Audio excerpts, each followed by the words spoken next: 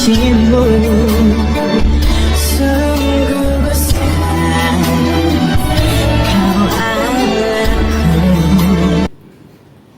Di hari ini kita sudah sama-sama membaca firman Tuhan yang terambil dari dalam kitab Yunus pasalnya yang ketiga, pada ayat yang pertama hingga pada ayatnya yang ke-10. Saya mengangkat sebuah tema keadilan Allah. Saudara, di dalam pasal 3 ini merupakan kelanjutan dari pasal 1 dan pasal 2. Kalau kita lihat di dalam pasal 1, kenapa Yunus lari dari panggilan Tuhan? Dan pasal 2, Yunus berada di dalam perut ikan. Nah, saudara-saudara, di dalam perut ikan inilah Yunus berdoa. Yunus berdoa, Yunus menyadari kesalahannya dan mengatakan mau taat pada firman Tuhan. Dan dalam pasal 3 inilah Yunus tiba di kota Niniwe. Kehadirannya di kota Niniwe untuk menyerukan pertobatan kepada setiap umat yang ada di kota Niniwe. Saudara, satu alasan yang membuat Yunus tidak mau melakukan seruan pertobatan pada kota Niniwe adalah karena Yunus menganggap kota Niniwe ini sangat jahat orang-orangnya. Saking jahatnya, saudara-saudara, itu yang membuat Yunus lari ke Tarsis dan tidak mau meresponi panggilan Tuhan untuk pergi ke kota Niniwe. Namun saudara-saudara, kalau kita kembali membaca ayat demi ayat dari pasal 3 ini, akan membuat kita kaget. Karena apa? Karena yang semula kita pikir Niniwe tidak mungkin bertobat saking jahatnya. Jahat moralitasnya. Di Niniwe sangat kacau. Pada ayatnya yang keempat, saudara-saudara, Yunus mulai masuk ke dalam kota dan berjalan sepanjang hari. Ia berseru, 40 hari lagi Niniwe akan dijungkir balikan. Jadi saudara bayangkan, Yunus berjalan seorang diri, tidak ada temannya. Dia berjalan di kota Niniwe dari lorong-lorong kota, dari sudut-sudut tempat tinggal masyarakat. Dia serukan bahwa 40 hari lagi kota Niniwe akan dijungkir balikan oleh Allah karena jahatnya orang-orang yang ada di dalam kota ini.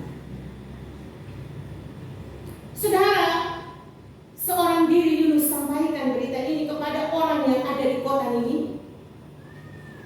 Dan mungkin Yunus tidak pernah berpikir seperti apa respon orang-orang Niniwe ketika mendengarkan seruan pertobatan.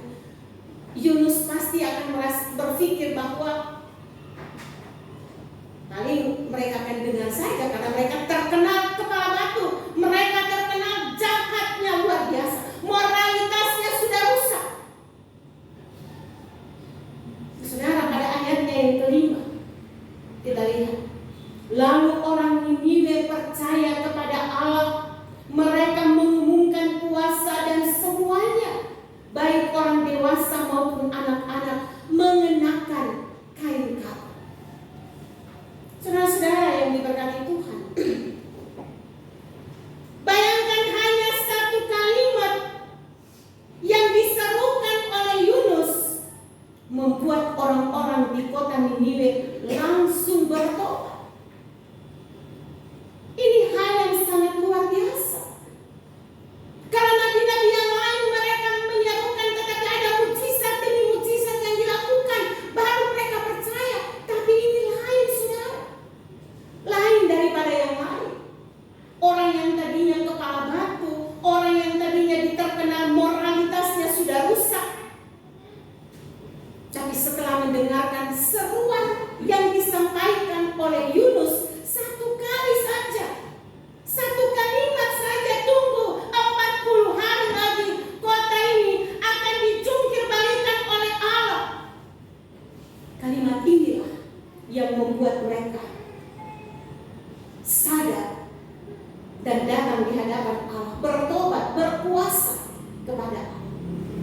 sesuatu yang luar biasa yang tidak pernah dipikirkan oleh Yunus. Dalam pikirannya Yunus, orang-orang yang ada di kota Niniwe adalah orang-orang yang sudah tidak bisa lagi diperbaiki hidupnya. Saudara, saya tadi katakan tidak ada pendekatan secara khusus, tidak ada demonstrasi mujizat-mujizat tertentu, hanya satu kalimat saja langsung membuat orang-orang Niniwe ini bertobat. Bahkan pada ayatnya yang ke-6, saudara, setelah kabar itu sampai kepada Raja Niniwe, turunlah ia dari singgasananya. Ia menanggalkan jubahnya, menyelubungi dirinya dengan kain kabung, lalu duduk di abu.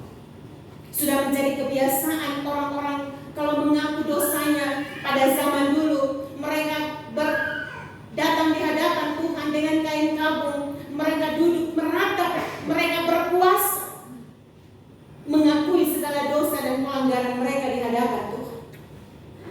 Saudara, orang-orang biasa meresponi dengan bertobat. Kabar itu sampai kepada raja, dan apa yang terjadi, saudara?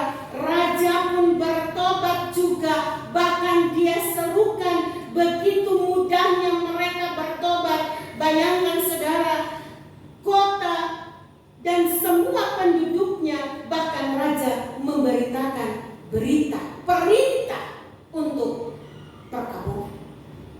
Saudara, ayat selanjutnya pada ayat yang ke-8, semuanya manusia, ternak harus berselubungkan kain kabung dan berseru sekuat-kuatnya kepada Allah. Masing-masing harus berbalik dari tingkah lakunya yang jahat dan dari kekerasan yang dilakukan. Saudara-saudara yang diberkati Tuhan, raja tidak hanya bertobat untuk dirinya sendiri, tetapi dia menyerukan pertobatan kepada semua orang, kepada semua warganya yang tinggal di kota Niniwe, agar mereka bertobat dari tingkah laku mereka yang jahat. Saudara-saudara, luar biasa seruan yang disampaikan oleh Yunus. Yunus menyaksikan bagaimana respon yang luar biasa dari semua masyarakat yang ada di kota ini. Kota yang terkenal jahat, kota yang terkenal moralitas, orang-orang di dalamnya sudah rusak. Tetapi ketika mereka mendengarkan seruan yang disampaikan oleh Nabi Yunus, mereka datang di hadapan Tuhan, mengaku dosa dan mohon pemulihan daripada Allah. Mereka percaya kepada Allah. Saudara-saudara, apa yang bisa kita pelajari dari kisah ini? Apa yang bisa saudara dan saya ambil dari cerita ini? Saudara, jangan pernah kita menduga orang yang jahat tidak mungkin bertobat. Jangan pernah kita membatasi orang ini yang sangat keras dan tidak mungkin bisa dijamah oleh Tuhan. Tidak mungkin dia bisa berubah. Terkadang kan kita seperti itu. Kalau ada di anggota jemaat, kalau ada dalam keluarga, luar biasa kepala batu, tak kenal mainnya luar biasa. Ada yang bilang, tunggu nih, nanti datang uangnya baru sadar ya. Tidak akan bertobat dia itu. Biar siapa datang akan begitu terus. Terkadang ada yang seperti itu kita sampaikan. Tapi saudara, firman hari ini mau bilang buat saudara dan saya, sekali lagi saya katakan, jangan pernah kita menduga orang jahat tidak mungkin bertobat. Jangan pernah kita membatasi orang ini dia sangat keras dan dia tidak mungkin bisa dijamah oleh Tuhan. Tidak mungkin dia akan bisa berubah. Jangan kita berkata orang ini sudah tidak akan pernah berubah. Saudara-saudara yang diberkati Tuhan, dalam perjalanan kehidupan kita menyaksikan bagaimana seruan yang disampaikan oleh Yunus membuat satu bangsa, satu kota Niniwe dipulihkan dari segala dosa dan pelanggaran.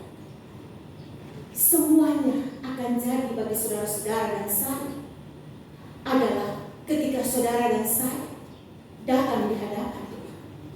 Kita datang di hadapan Tuhan, kita membawa seluruh keberadaan hidup kita, saudara dan saya yang mendengarkan berita firman Tuhan.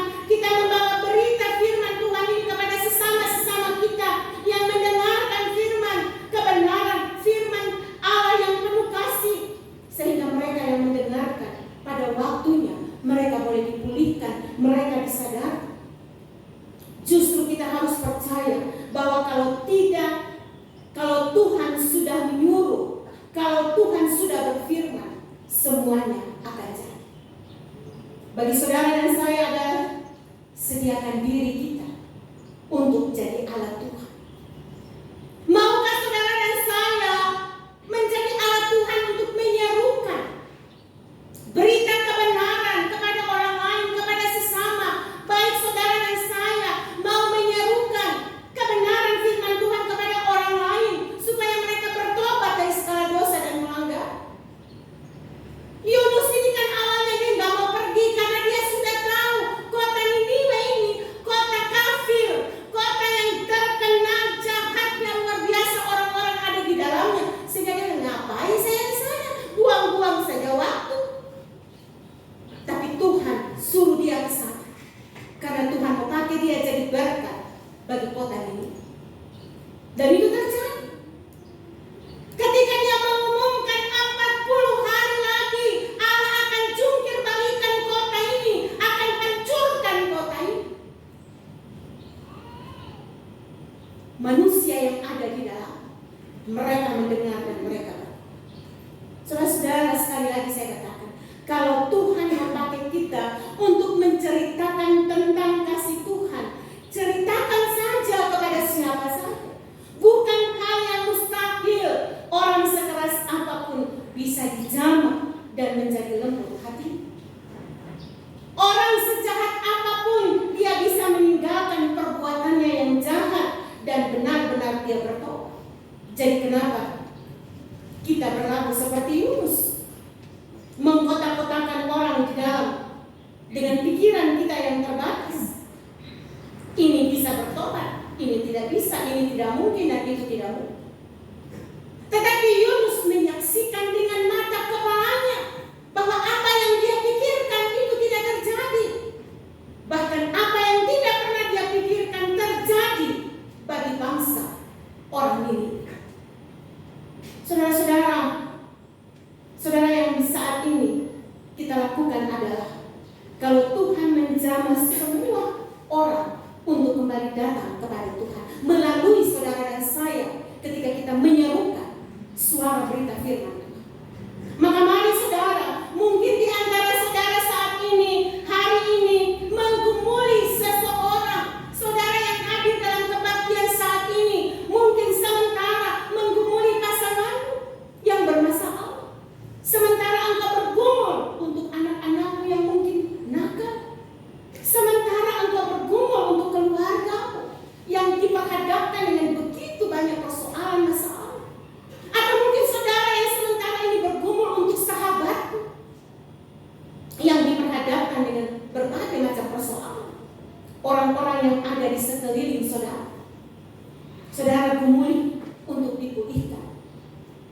Saudara jangan batasi dengan nalar dan logika kita. Ingat kisah ini. Orang Niniwe yang jahat, satu kalimat saja membuat kota Niniwe ini bertobat. Kenapa bisa?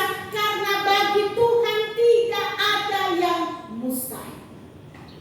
Tuhan sanggup melakukan sesuatu yang terbaik bagi umatnya. Untuk itu saudara-saudara, firman hari ini mau bilang buat saudara dan saya, sediakan diri kita. Ketika Tuhan pakai kita, maka kita pun bisa menjadi alat untuk membawa pertobatan bagi jiwa-jiwa, bagi keluarga kita, bagi banyak orang yang ada di sekeliling. Jangan kita selalu berpikir bahwa diri ini orang sudah jahat, dia tidak akan pernah berubah. Tapi yakinilah, orang yang jahat sekalipun, ketika kita terus datang menggembalakan dia, ketika kita terus datang menaburkan firman Tuhan kepadanya, dengan pertolongan Tuhan, dia juga akan dipulihkan. Anakmu yang nakal, anakmu yang jahat sekalipun,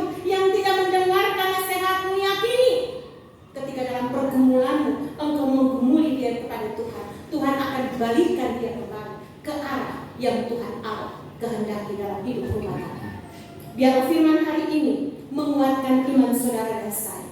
Tuhan pakai saudara dan saya untuk menjadi berkat bagi banyak orang, teristimewa orang-orang yang ada di sekeliling kita. Sama seperti Yunus, Tuhan pakai dia untuk menjadi berkat bagi satu kota ini yang dipulihkan oleh Allah. Amin. Kita bersyukur. Terpujilah namamu ya Allah Bapa kami dalam kerajaan sorga.